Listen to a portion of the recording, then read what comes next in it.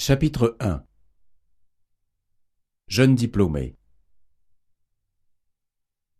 Anne vient de terminer avec succès sa troisième et dernière année à l'école supérieure de commerce. Avec ses amis Pierre et Sophie, de la même promotion qu'elle, elle discute projets d'avenir autour d'un expresso à la cafette de l'école. Eh bien, le monde s'offre à nous maintenant. Pas encore pour moi, car les hommes, eux, n'échappent pas au service militaire. Je ne m'en fais pas pour toi, je sais que tu t'arrangeras pour le faire dans les meilleures conditions possibles. En effet, j'ai été pistonné par un oncle, je pars en coopération à l'étranger. Mais à ce stade, je n'ai encore aucune idée de mon point de chute. Après mon service, je n'aurai rien contre une formation complémentaire aux États-Unis, type MBA, si je trouve les fonds nécessaires. Ça n'est pas évident, compte tenu du coût des études, surtout dans les meilleures universités. Et toi, Sophie, où en es-tu ? J'ai l'esprit plutôt indépendant. Vous avez eu souvent l'occasion de vous en rendre compte. C'est pourquoi j'aimerais créer ma propre entreprise de relations publiques.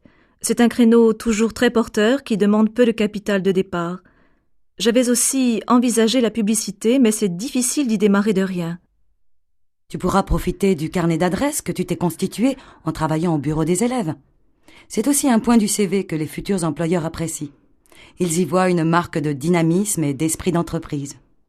Je pense que je le mérite car j'ai consacré beaucoup de temps à diverses activités étudiantes, souvent au détriment de mes résultats aux examens, je m'empresse de le dire. Mais parle-nous un peu de tes propres projets. Connaissant ton esprit méthodique, je suis sûre que tu as déjà établi ton plan de carrière. Je n'en suis pas encore là. Mon responsable de stage marketing, qui est chef de produit chez Génal, m'a proposé d'entrer dans son équipe. J'ai beaucoup appris avec lui, mais j'aimerais bien élargir mon expérience. Sophie a raison. Tu m'as l'air de savoir ce que tu veux. Quel mal y a-t-il à ça ? Dans un premier temps, je voudrais m'orienter vers la gestion des ressources humaines. C'est peut-être le meilleur moyen, ou le plus rapide, d'être confronté aux réalités pas toujours drôles de la vie d'une entreprise. Comment vas-tu t'y prendre ? J'ai répondu à plusieurs annonces parues dans l'Express et dans le bulletin de l'Association des anciens. Et j'ai déjà eu 3 entretiens par l'intermédiaire du bureau carrière de l'école. Enfin, j'ai écrit directement au DRH de Génal en me recommandant de mon responsable de stage. Maintenant, comme Pierre, j'attends avec impatience des réponses favorables ou du moins des convocations à des entretiens ou même à des tests. Y a-t-il un secteur qui t'attire plus qu'un autre ? Mes 3 stages m'ont permis de me familiariser avec l'agroalimentaire, la banque et la distribution. Mais je reste ouverte à toute proposition, pourvu que j'y trouve un moyen de m'épanouir. Ton enthousiasme m'impressionne. En attendant, je vous invite à venir prendre un pot chez moi.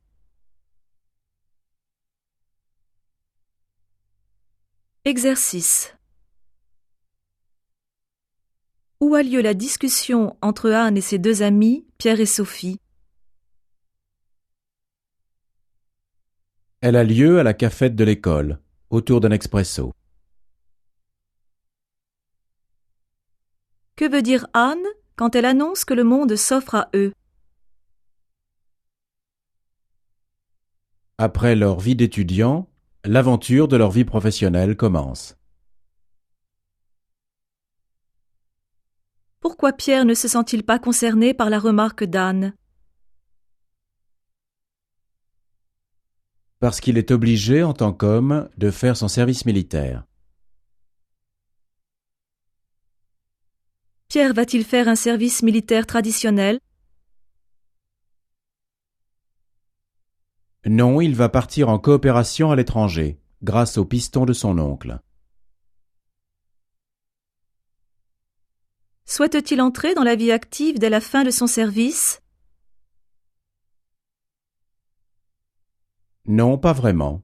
Il aimerait obtenir une formation complémentaire, type MBA, aux États-Unis.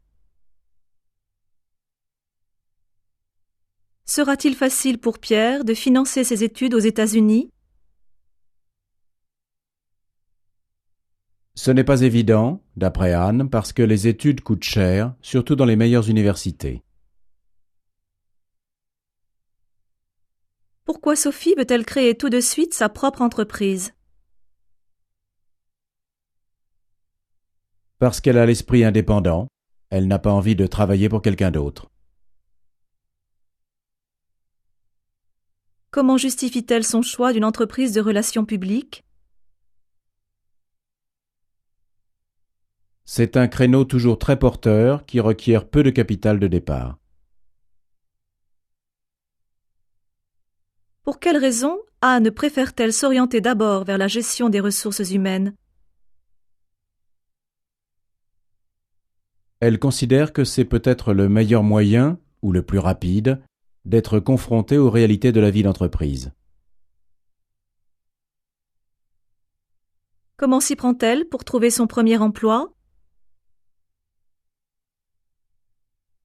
Elle a répondu à plusieurs annonces parues dans les journaux.